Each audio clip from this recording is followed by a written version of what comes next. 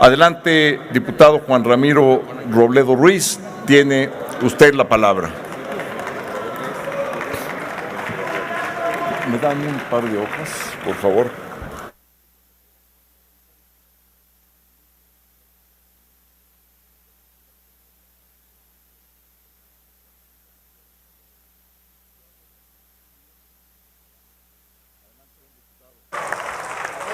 Buenos días. Adelante, señor diputado Robledo Ruiz. Muchas gracias, señor presidente. Compañeras y compañeros, el dictamen que se aprobó ayer en la Comisión de Puntos Constitucionales tiene un fundamento y tiene motivos, pero significa algo más por sí mismo. Desde luego, el fundamento es el mismo que utilizó el Congreso de la Unión en marzo del año 19 para darle permiso a las Fuerzas Armadas a que por mando del presidente pudiera participar coadyuvando en tareas de seguridad pública. Los motivos es que el estado de cosas, en una situación tan difícil que venía caminando con un potencial expansivo terrible, casi indetenible, continúa pese a los grandes esfuerzos institucionales y de gestión del Estado en toda su dimensión. El problema ahí está, y el planteamiento es que requiere de más tiempo la Guardia Nacional, institución diseñada y creada para encargarse a nivel nacional de la seguridad pública, requiere aún del apoyo tan grande y tan importante de la Marina y del Ejército Mexicano. Ese es el planteamiento. Esa es la razón por la que se trae aquí. ¿Qué se hizo? Se agregaron 2 o 3 conceptos. Uno, para darle un enfoque enfático de visión de respeto a los derechos humanos y a los derechos de las comunidades indígenas y de descendencia afromexicana. Y otro, la necesidad de que el Sistema Nacional de Seguridad Pública también se impulse al paralelo de todo este nuevo periodo de apoyo extraordinario a la seguridad pública por parte del Ejército y de la Marina, y que rinda informes cada periodo ordinario al Congreso de la Unión sobre la evolución, fortalecimiento y avance de las policías locales y municipales. Eso es el agregado. Ayer hubo una votación en la Comisión de Puntos Constitucionales, más allá de los 2/3 de los miembros presentes, que era la totalidad prácticamente de la membresía de la comisión. La recomendación, desde luego, de toda la comisión por mi voz, es que la consideren, que la mediten, que la aprecien en sus méritos y que la voten a favor para que siga su proceso hacia la otra Cámara. Pero este dictamen y lo que contiene es un llamado para el Congreso y para el país muy importante. Miren, me puse a recabar datos de cómo ha evolucionado el concepto de la seguridad en México. En todos los documentos constitucionales se habla de seguridad interior y de seguridad exterior. Hasta el final, hasta hace unos pocos años se empezó a hablar de seguridad pública y allí empezaron las discusiones entre nosotros. Miren ustedes, desde la Constitución de Cádiz, que nos atañía, la Constitución de Apatzingán, el Acta Constitutiva de la Federación Independiente, la Constitución del 24, las leyes centralistas del 35 y el 36, las leyes orgánicas del año 43, de 1800, la Constitución sobredotada de liberalismo, de individualidad y progresismo y positivismo del año 57 y la del 17 hablan de que es facultad del presidente disponer de las Fuerzas Armadas de mar y tierra, lo frasean de una manera o de otra, para la seguridad interior lo frasean de esta manera o de otra, y para la seguridad exterior igual. Siempre se habla de tranquilidad interna o de defensa exterior. ¿Qué sucede?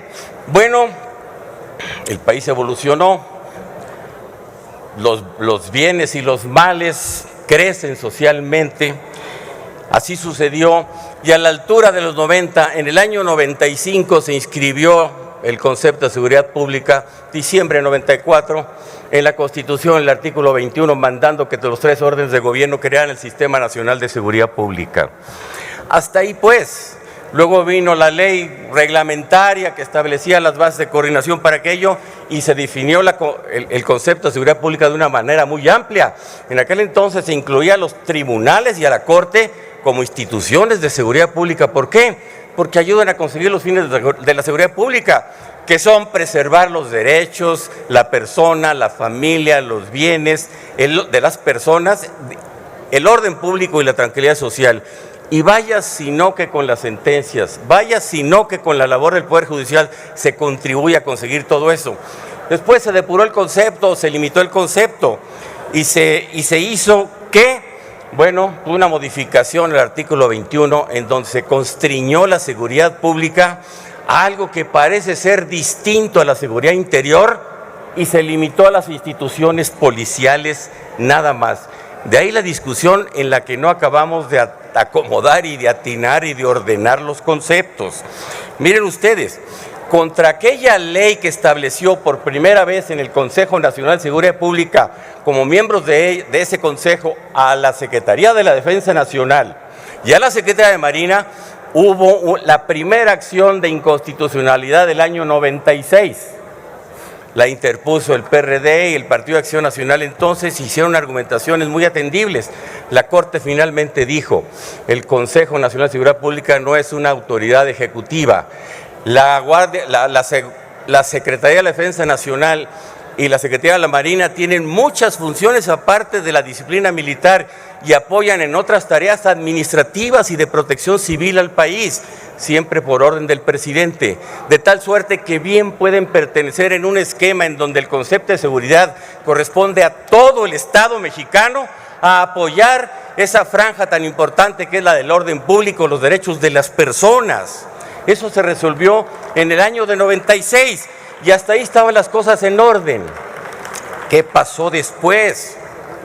Que el concepto de seguridad pública prácticamente expulsó la labor de las Fuerzas Armadas de las tareas de la seguridad pública y parece que divorció la idea de seguridad pública con la de seguridad interior.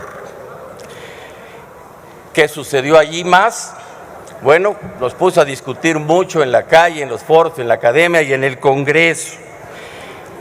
Este Congreso, en el año 17, intentó hacer un esfuerzo importante, muy importante, para tratar de legislar en materia de seguridad interior y de definir qué significa la seguridad interior y de delimitar, si fuera posible, de la seguridad nacional y de la seguridad pública. Y lo hizo con toda la buena fe e invocó su facultad en el artículo 73 de legislar en materia de seguridad pública para derivar de ahí su fundamentación y legislar en materia de seguridad pública, de seguridad nacional, y derivar de ahí su fundamentación para legislar en materia de seguridad pública. La Suprema Corte, en 3 acciones de inconstitucionalidad, resolvió que esa ley estaba más allá de las facultades del Congreso, porque no había disposición, ni la hay, dice, valdría el mismo comentario, en todo el artículo 73, ni en ninguna otra disposición de la Constitución para que el Congreso pueda legislar en materia de seguridad interior. A mí me parece excedido y equivocado ese criterio, pero así lo resolvió. Y dijo la Suprema Corte de Justicia de la Nación algo muy importante que debemos anotar con tinta, no con lápiz, porque es el punto de partida para una discusión que nos debemos aquí en el Congreso y frente al país. Un debate muy racional para bien de México es lo que nos falta dar en el tema. Dijo, la inconstitucionalidad de la competencia del Congreso para legislar en materia de seguridad interior no significa que las Fuerzas Armadas no puedan participar de manera condicionada, excepcional, en tareas de seguridad pública, bajo leyes civiles y al mando de una autoridad civil, por mandato, desde luego, del presidente de la República, e invocó un criterio ya muy famoso de la Corte Interamericana de Derechos Humanos, para quienes tienen la tendencia y la visión para estar a favor de toda esta corriente como un parangón por encima de toda norma jurídica, pues es una resolución que será muy conocida. Dijo: las Fuerzas Armadas pueden participar como última ratio, como la última razón de Estado. Pueden participar si ya no hay otra manera mejor de afrontar el problema de la seguridad interior o pública de un país. Y debe hacerlo de manera extraordinaria, de manera regulada, de manera fiscalizada, de manera subordinada a la autoridad civil. Y estas condiciones las indicó la sentencia de la Suprema Corte de Justicia de la Nación del año 18 para invalidar toda la ley de seguridad interior. Bueno, pues esas condiciones, esas precisas circunstancias que deben supeditar la actuación de las Fuerzas Armadas en las tareas extraordinarias de seguridad pública, son las que se inscribieron, se anotaron de manera textual en el decreto que creó la Guardia Nacional en marzo del año 19 y que autorizó de manera excepcional y temporal hasta por 5 años a que el presidente de la República pudiera utilizar a la Marina y al Ejército Nacional en esas tareas, bajo esas condicionantes. Allí están. De tal suerte que prolongar la vigencia de ese lapso de permiso constitucional obedece a las mismas razones y motivos justificados, fundamentados. Entonces, miren ustedes, ¿qué nos está faltando? Nos está faltando a todos aclarar los conceptos. Debe haber un solo concepto de seguridad como una razón principal del Estado mexicano para brindarle certidumbre, tranquilidad y orden, y con ello desarrollo y todo lo que significa al país, a la población. La manera en que se fraseó la definición de seguridad interior, es prácticamente la misma definición de la seguridad pública. Es una condición que tiende a lograr la supervivencia de manera permanente, dice, de los órdenes y de las instituciones de gobierno. Esto dice el artículo 2 o 3 de esa ley de seguridad que se anuló. El Estado de Derecho, el desarrollo del país y las instituciones o la función democrática. Pues la verdad está dicho de otra manera, pero lo que trata ahí es de proporcionar las condiciones, de lograr una definición que proporcione las condiciones necesarias para que el país avance en todos sus sentidos, para que desarrolle el perfil y el trabajo de cada persona, para que le proteja, para que dé tranquilidad total, para que la seguridad interior, empatada prácticamente con la seguridad pública, sean la razón superior del Estado mexicano al servicio de la nación. Miren ustedes, en este momento, en estos tiempos, la defensa nacional o la seguridad nacional, o sea, la seguridad exterior, como han dicho todos los textos constitucionales desde 1800 hasta acá, ya no está fuera del país. Esto se ha repetido muchas veces. No estamos en posibilidad de ir a la guerra ni al norte ni al sur, en unos porque no podemos y en otros porque no podrían significarnos una amenaza a la seguridad nacional.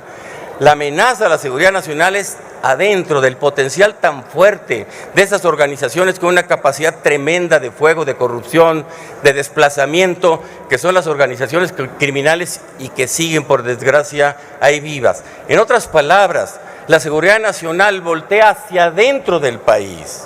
Finalmente, todo debe ser considerado como un solo concepto de seguridad. Nos falta poner en orden las ideas e inscribirlo con buena razón en el texto de nuestra Constitución. ¿Qué necesitamos para ello? Ayer escuché a compañeros panistas decir cosas atinadas al respecto e incluso hasta provocaban la invitación para ponernos a discutir este tema. Creo que debemos tomarnos la palabra todos aquí, formar algún grupo de trabajo plural en donde empecemos a restaurar las buenas premisas constitucionales jurídicas de esa ley de seguridad interior, y quizás debamos hablar de una sola ley de seguridad y apartar sus diferentes tareas y funciones de acuerdo a las autoridades que las pueden desempeñar. Y de ahí yo creo que podemos lograr mucho, que se desdoble, que se desglose en una buena actualización del orden jurídico nacional. Escuché a los compañeros panistas hablar de la seguridad pública interior. Quizás yo difiero un poco en que haya otro apartado de la seguridad interior. Creo que a estas alturas la seguridad interior es lo que llamamos la seguridad pública, lo digamos de una manera o lo digamos de otra. ¿Qué tenemos? Un estado de cosas en donde es necesario prolongar esa situación transitoria en donde las Fuerzas Armadas, con permiso constitucional, deben seguir apoyando a la seguridad pública bajo las órdenes de su comandante civil, que es el presidente de la República, y atenidas a las leyes civiles, al orden civil y a las condiciones de respeto absoluto a los derechos de las personas, a los derechos humanos. Que tenemos una gran provocación, en muy buen sentido de la palabra, para ponernos a trabajar en bien de México, como legisladores que estamos aquí por una razón: legislar, volver normas que le sirvan a toda la nación mexicana. Ojalá lo podamos conseguir. Muchas gracias.